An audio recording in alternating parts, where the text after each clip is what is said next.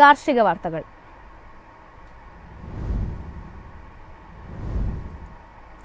കാലാവസ്ഥ വില്ലനായി. കാപ്പി ഉൽപാദനത്തിൽ 20% വരെ ഇടിവെന്ന് കർഷകർ. ഫെബ്രുവരി, ഏപ്രിൽ മാസങ്ങളിലെ താപനിലയിലുണ്ടായ വ്യത്യാസങ്ങൾ കാപ്പിച്ചെടികളെ പ്രതികൂലമായി ബാധിച്ചിരിക്കുകയാണ്. അമിതമഴ വേരുചീയലിനും കായ്കൾ കൊഴിഞ്ഞു വീഴുന്നതിനും കാരണമായിരിക്കുകയാണ്. ഇത്തവണ കാപ്പി ഉൽപാദനം 20% വരെ ചുരുങ്ങുമെന്നാണ് കണക്കാക്കുന്നത്. ഉൽപാദനത്തിന്റെ 70% കർണാടകയിൽ നിന്നാണ്. എന്നാൽ ഇത്തവണ 30% വരെ വിളനാശമാണ് സംസ്ഥാനം കണക്കാക്കുന്നത്. റോബസ്റ്റ കാപ്പികളേക്കാൾ അറബിക്ക വകഭേദത്തിനാണ് കൂടുതൽ കേടുപാടുകൾ പറ്റിയിരിക്കുന്നത്. November, December മാസത്തോടെയാണ് arabica വിളവെടുപ്പിന് പാകമാകുന്നത്. തൊഴിലാളി ക്ഷാമം മൂലം കാപ്പിച്ചെടികളുടെ തണൽ നശീകരണം കാര്യക്ഷമമല്ലാത്തതും വിളനശീകരണത്തിന് ആക്കം കൂട്ടുന്നുണ്ട്. News desk, Myfin TV.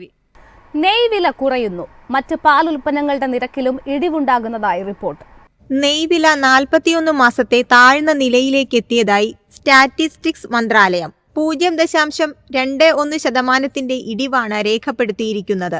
കഴിഞ്ഞ കുറേ മാസങ്ങളായി വിലയിലുണ്ടായ മുന്നേറ്റം വരുമാന വർധനവിലേക്ക് നയിച്ചതും കാലിത്തീറ്റയുടെ വില കുറഞ്ഞതുമാണ് നിലവിലെ വില കുറവിന് കാരണമായി കണക്കാക്കുന്നത്. മൊത്തത്തിലുള്ള ഉപഭോക്തൃവില സൂചികയിൽ പാലിന്റെയും പാലുൽപ്പന്നങ്ങളുടെയും നിരക്ക് 7.72%. വെണ്ണവില ഇപ്പോഴും ഉയർന്നു തന്നെയാണ്. തൈര്, പാൽപ്പൊടി എന്നിവയുടെ വിലയിൽ കാര്യമായ ഇടിവില്ല. ഭക്ഷണത്തിലും മറ്റ് ആരാധനാവശ്യങ്ങൾക്കുമായി നെയ്യിന് ഉയർന്ന ഡിമാൻഡാണുള്ളത്. പാലുൽപാദന രാജ്യങ്ങളിൽ ഇന്ത്യ 1ാം സ്ഥാനത്താണ്. ആഗോള പാലുൽപാദനത്തിന്റെ 25% ഇന്ത്യയുടെ സംഭാവനയാണ്.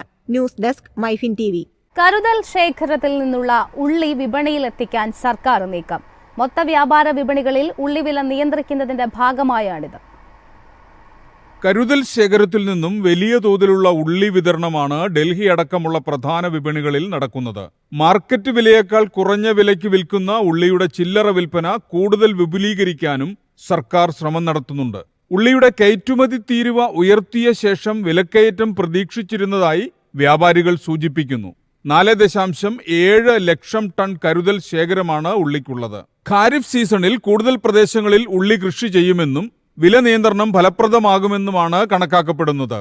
രാജ്യത്തുടനീളമുള്ള പ്രധാന ഉപഭോഗ കേന്ദ്രങ്ങളിൽ ചില്ലറ വിൽപ്പന നടത്തുന്നുണ്ടെന്ന് കേന്ദ്ര ഉപഭോക്തൃകാര്യ സെക്രട്ടറി നിധി ഖാരെ പറഞ്ഞു. തക്കാളി വിലയും നിരീക്ഷിക്കുന്നുണ്ട്. ആവശ്യമെങ്കിൽ സമാന നടപടികൾ സ്വീകരിക്കാനുള്ള തയ്യാറെടുപ്പിലാണ് സർക്കാർ. News desk, Myfin TV.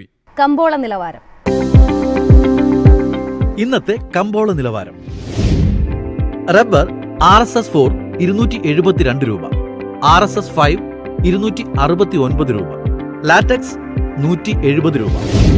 കുരുമുളക് അൺഗാർബിൾഡ് 64,800 രൂപ, കുരുമുളക് ഗാർബിൾഡ് 66,800 രൂപ, ചുക്ക് 36,000 രൂപ, വെളിച്ചെണ്ണ 18,900 രൂപ, കൊപ്ര 13,400 രൂപ, അടയ്ക്ക 30,000 മുതൽ 33,000 രൂപ വരെ, ജാതിക്ക 200 രൂപ മുതൽ 240 രൂപ വരെ, ജാതിപത്രി 400 മുതൽ 440 രൂപ വരെ, ഗ്രാമ്പു 900 മുതൽ 1,350 രൂപ വരെ.